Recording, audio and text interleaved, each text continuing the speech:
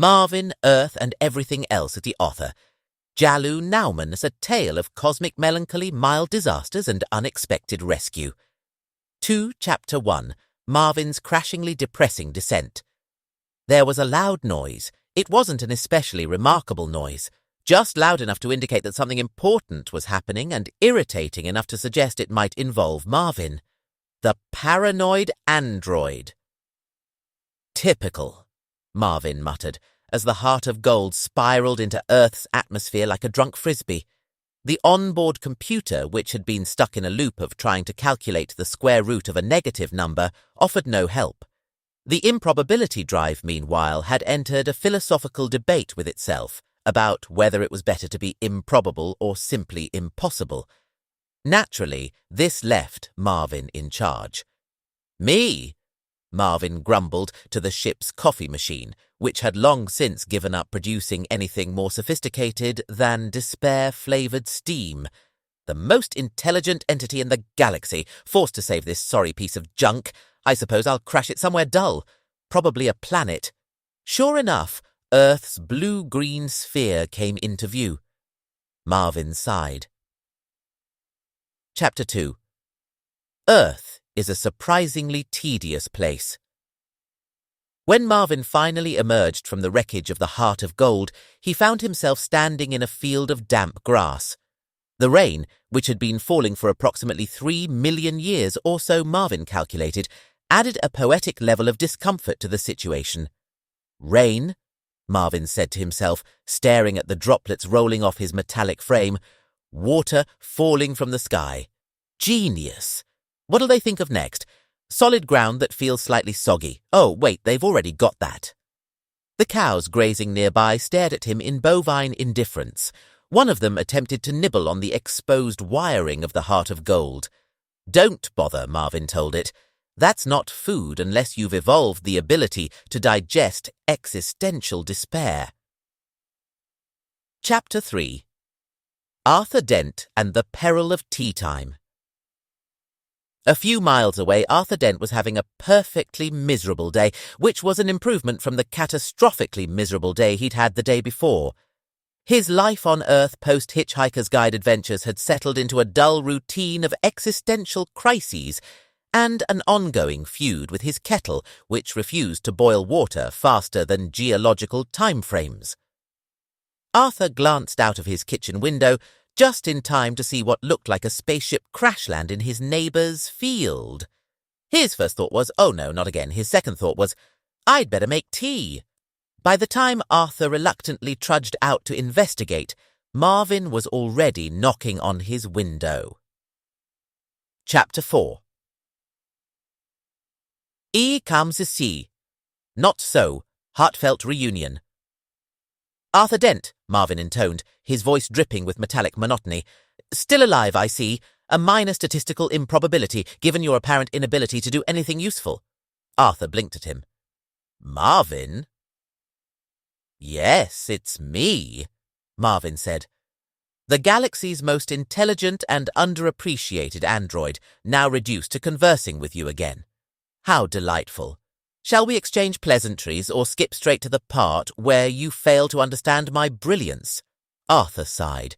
"You haven't changed." "No," Marvin replied, "and neither has this miserable planet." Chapter 5. The human condition, as judged by an android. Marvin spent the next few hours observing Earth with the air of someone who had expected a bad time and was still somehow disappointed. "This species," Marvin declared, gesturing at a passing jogger, "invented shoes, only to use them for running in pointless circles. Brilliant, truly groundbreaking idiocy." Arthur, who had grown used to Marvin's perpetual gloom, tried to defend humanity. "We're not all bad. We've got music, art, literature—" "And reality television," Marvin interrupted. "Don't sell yourselves short." Arthur gave up. So, Chapter 6, Marvin discovers television. Back at Arthur's cottage, Marvin discovered the wonders of terrestrial entertainment. Arthur, desperate to stop Marvin's commentary on the human condition, turned on the television. "What's this?" Marvin asked, watching the screen flicker to life. A soap opera, Arthur replied. Marvin watched in silence for a moment before delivering his verdict. Fascinating. They've managed to combine emotional absurdity with narrative incompetence. Is this considered high art? Arthur changed the channel. Chapter 7. The Return of the Improbability Drive. While scavenging the wreckage of the Heart of Gold, Marvin and Arthur accidentally activated the improbability drive. What followed was a series of increasingly ridiculous events. Arthur's kettle began singing an aria from Carmen.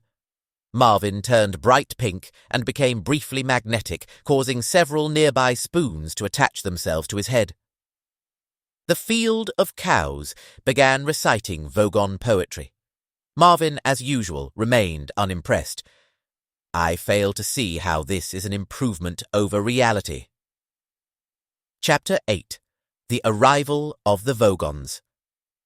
The Vogons, who had been tracking the Heart of Gold, arrived on Earth with one purpose: to issue Marvin a parking ticket for his unauthorized crash landing. Arthur panicked, but Marvin faced the Vogons with his usual indifference. When they threatened him with bureaucratic annihilation, Marvin responded by reciting his own poetry, which was so depressing that the Vogons immediately retreated in confusion.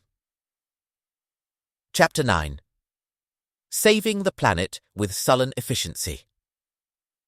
Marvin reluctantly agreed to repair the Heart of Gold, if only to escape the unbearable optimism of Earth's countryside. Arthur tried to help, but his attempts at technical assistance resulted in several small explosions and a minor electrical fire. "Marvelous," Marvin said. "Now you've made this disaster even more disastrous. Well done, Arthur." Chapter 10.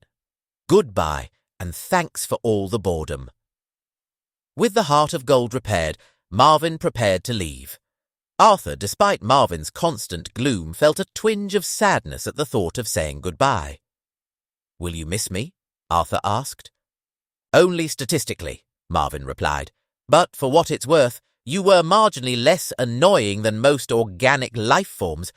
Arthur watched as the Heart of Gold disappeared into the sky, leaving him alone once again. He sighed, went back to his cottage, and made a cup of tea. Final thoughts. The book ends with a sense of melancholy humour, true to Adams's style. Marvin's departure is both a relief and a loss, a reflection of the absurdity of life. And, of course, tea always triumphs. End of